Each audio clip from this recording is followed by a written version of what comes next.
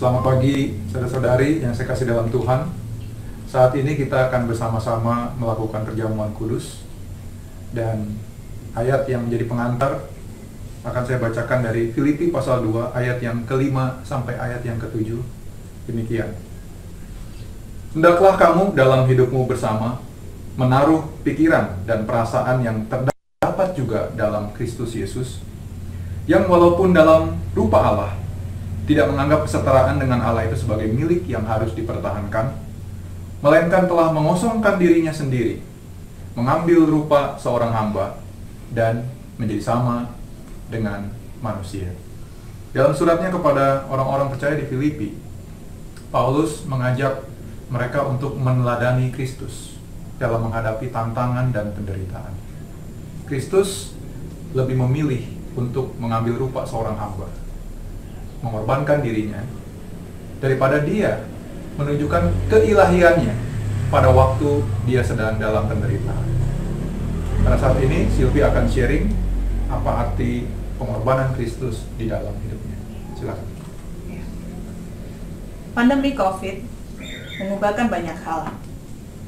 Banyak ketidaknyamanan, rasa takut, khawatir, cemas, dan timbul pertanyaan kapan akan berakhir.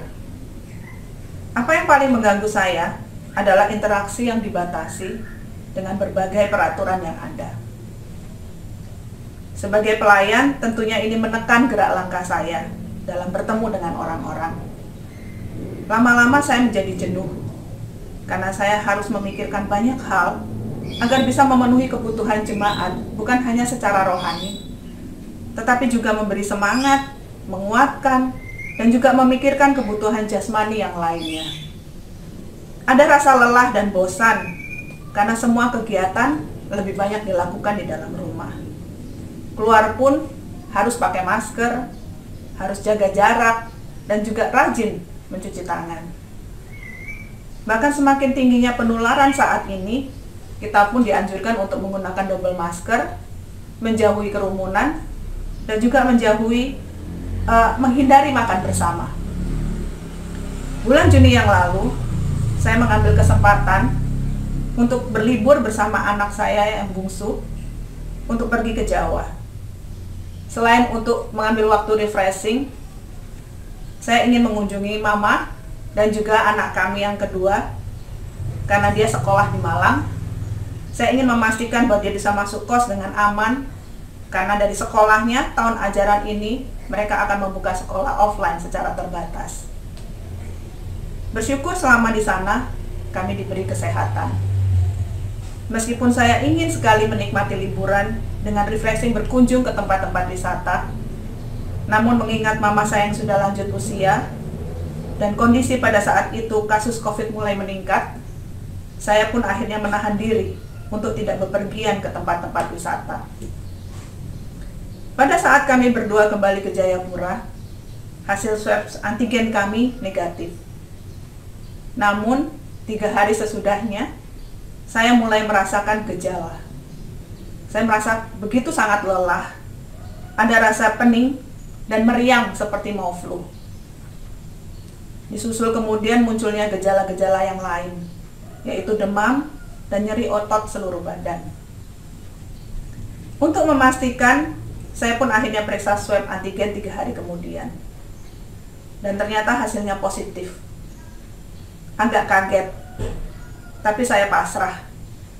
Ya udah, berarti saya harus isoman dan konsumsi vitamin dan tidak berpikir banyak. Tapi ternyata nggak sesimpel itu. Saya mulai memikirkan bagaimana suami dan anak. Pastinya mereka sudah terpapar. Muncul perasaan guilty, rasa takut, dan khawatir. Bisa nggak ya nanti saya handle semuanya? Beberapa hari berselang, ternyata Agus pun mulai bergejala. Dia merasakan demam dan kelelahan seperti tidak ada tenaga.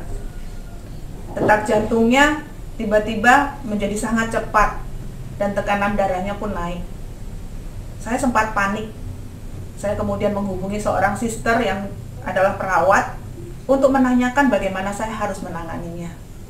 dan bersyukur keadaan under control. Namun 2 hari setelah papanya sakit, anak kami Jordan pun menunjukkan gejala. Dia demam, lalu pusing, disertai mual, muntah dan buang-buang air. Rasa takut, panik, dan khawatir mulai muncul kembali. Dalam kondisi yang belum fit, saya pun harus terjaga dan aktif setiap saat untuk memantau kondisi mereka berdua. Saya bersyukur karena saya bisa merasakan kekuatan yang dari Tuhan. Bisa saja saya mengeluh dan bersikap egois dengan keadaan sakit yang saya alami. Namun di tengah keadaan itu, saya masih dimampukan untuk bisa menyiapkan makanan, saya bisa mengerjakan pekerjaan rumah, dan mengatur waktu untuk tetap bisa menanyakan keadaan saudara-saudari saya yang juga terpapar oleh virus COVID. Saling mendoakan, bahkan saya mengambil waktu dalam posisi berbaring untuk mendoakan satu dengan yang lain dan memperhatikan semampu yang saya bisa lakukan. Bersyukur juga kami punya brother sister yang selalu mendoakan dan sangat ringan tangan untuk menolong dan memperhatikan kami di masa sakit.